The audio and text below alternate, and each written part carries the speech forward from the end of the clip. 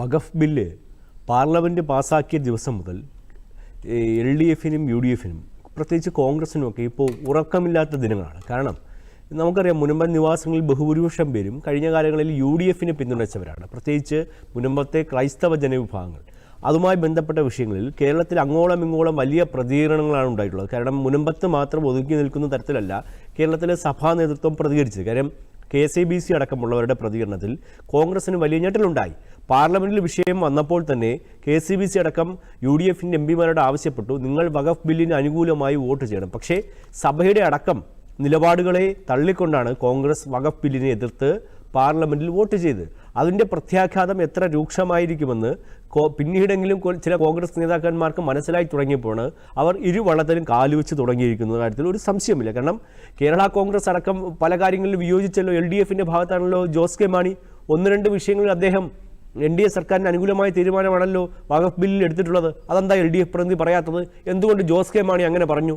എങ്കിൽ ജോസ് കെ മാണി എടുത്തത് LDF നയത്തിന് വിരുദ്ധമാണെങ്കിൽ എന്തുകൊണ്ട് അദ്ദേഹത്തെ മുന്നണിയിൽ നിന്ന് പുറത്താക്കാൻ നാളിത് ഈ സമയം വരെ നടപടി സ്വീകരിച്ചിട്ടില്ല? അപ്പോൾ വഖഫ് ബില്ലിലെ കാര്യങ്ങളെല്ലാം തന്നെ വെറുതെ പറയുന്നതല്ലെന്നും അതിൽ കൃത്യമായ യാഥാർത്ഥ്യങ്ങളുണ്ടെന്നും കേരളത്തിലെ അരിയാഹാരം കഴിക്കുന്ന മുഴുവൻ ജനവിഭാഗങ്ങൾക്കും അറിയാം.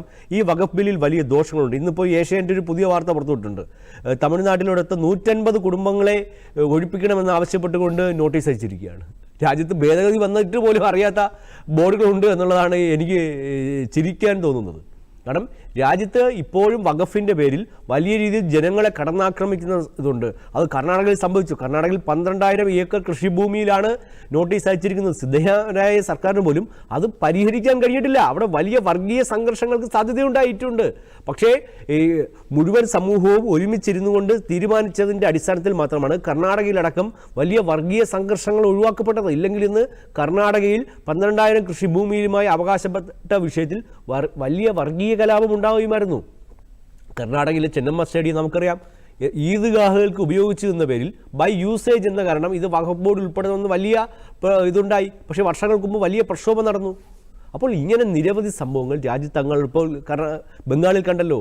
മുർഷിദാബാദിൽ വലിയ പ്രകടനങ്ങൾ നടത്തിയിട്ട് അത് കോൺഗ്രസിൻ്റെ ഭാഗത്തു നിന്നും, അവിടെ തൃണമൂൽ കോൺഗ്രസ്സാണ് പ്രധാനപ്പെട്ട ഒരു കക്ഷി, ഭാഗത്ത് വലിയ പിന്തുണയാണ് ഈ സർക്കാരിനെതിരെ സമരത്തിനുണ്ടായത്. പക്ഷേ അതെന്ത് സമരമായിരുന്നു? ജനാധിപത്യപരമായ സമരമായിരുന്നില്ല അവിടെ പിന്നീട് നടന്നത്. അവിടെ ഒരു വർഗീയ കലാപത്തിന് തത്തുല്യ രീതിയിൽ വലിയ ആക്രമണം ഉണ്ടായിട്ടുണ്ട്. ആ കലാപത്തിൽ കൊല്ലപ്പെട്ടതാരാണ്? ഇന്നിപ്പോൾ CPMൻ്റെ സംസ്ഥാന സെക്രട്ടറി ശ്രീ മുഹമ്മദ് സലീം ഇന്നലെ അവരുടെ വീട് സന്ദർശിച്ചിരുന്നു. CPMകാരായ അച്ഛനും മകനുമാണ് അവിടെ കൊല്ലപ്പെട്ടത്. തിരിച്ച് പോലീസ് നടത്തിയ വെടിവെപ്പിലാണ് ഈ പ്രതിഷേധത്തിൽ ഒരാൾ കൊല്ലപ്പെട്ടത്. ഇങ്ങനെ 3 പേരാണ് കഴിഞ്ഞ ദിവസം മുർഷിദാബാദിൽ കൊല്ലപ്പെട്ടത്. എന്തുകൊണ്ട് CPMൻ്റെ പ്രവർത്തകർ ആക്രമിക്കപ്പെട്ടു? CPM പ്രവർത്തകരുടെ വീടുകൾ തല്ലിത്തകർത്തു. ഇന്ന് ആ കുടുംബം ആ ജില്ലയിൽ നിന്ന് പലായനം ചെയ്തു. അവരിന്നിപ്പോൾ ജാർഖണ്ഡിലേക്ക് പോയി. ദേശീയ മാധ്യമങ്ങളിൽ ഇപ്പോൾ ആ വാർത്ത വന്നിട്ടുണ്ട്.